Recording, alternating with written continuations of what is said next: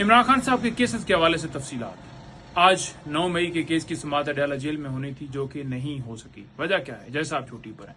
दीगर भी 9 मई के केसेस आए लगे हुए थे, उनमें भी आज समाअत आगे नहीं बढ़ पाई क्योंकि जय साहब छुट्टी पर हैं। 26 के लिए समाअत ये मुलतवी हुई। अब देखें, जब इनका दिल होता है समाअतें रख देते हैं और रात दिन समाअतें चलती रहती हैं, यानी 10, 11, 12 आपने खुद ही देखा कि समाअतें चलती रहती हैं कोर्ट टाइमिंग के बाद भी। लेकिन जब दिल नहीं होता, जब दिल होता है कि इमरान खान साहब तक उनके वकला की या उन तक रसाई जो है लोगों की महदूद करनी है, तो समाअतें जो है वो मुलतवी कर दी जाती हैं। और ये एक पूरा सेट पैटर्न है। दीगर केसेस के अंदर भी यही हो रहा है। आपके सामने नजर आ जाता है कि एक तरीकाकार अडॉप्ट किए गए और तमाम केसेस के अंदर तो ये शफाफियत के ऊपर बिल्कुल वाज़ेह चीज नजर आती है कि किस तरह पाकिस्तान के अंदर जुडिशल सिस्टम जो है उसको तबाह कर दिया गया है।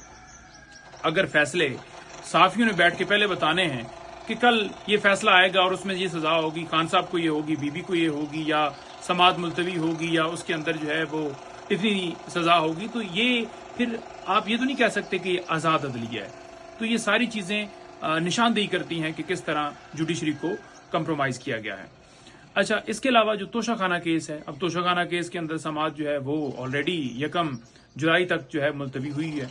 इसी तरह से जो 9 मई के केसेस के अंदर बेल्स हैं खान साहब की, जो लाहौर हाई कोर्ट के अंदर पेंडिंग है, वो भी 23 तक समाअत मुलतवी है।